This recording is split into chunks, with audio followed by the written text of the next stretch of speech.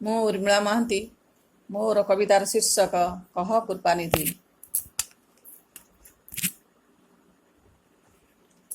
କହ କୃପାନିଧି କେତେ ନିରବଧି କୂଳେ ମୁଁ କାତରେ କାନ୍ଦିବି। କହ କେଉଁ ଦୋଷେ ରାତିକି ଦିବସେ ବସି ଦୁଃଖହାର ପିନ୍ଧିବି। କେତେ ବା ଦେଖିବି ପ୍ରକୃତି ରଙ୍ଗ, କେତେ ବା ଗଣିବି ସିନ୍ଧୁ ତରଙ୍ଗ।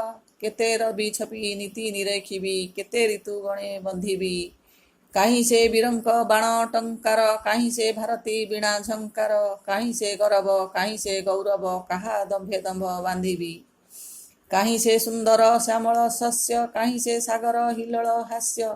କାହିଁ ସେଇ କାନ୍ତି, କାହିଁ ସେଇ ଶାନ୍ତି, କାହା ପ୍ରେମେ ପ୍ରାଣ ଛନ୍ଦିବି, କାହା ପ୍ରେମେ ପ୍ରାଣ ଛନ୍ଦିବି।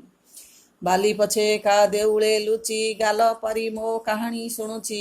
ଚଉଦିଗ ଶୂନ୍ୟ ନାହିଁ ଗତିଆନ, କରମକୁ ସିନା ନିନ୍ଦିବି, କରମକୁ ସିନା ନିନ୍ଦିବି। ଜୟ ଜଗନ୍ନାଥ।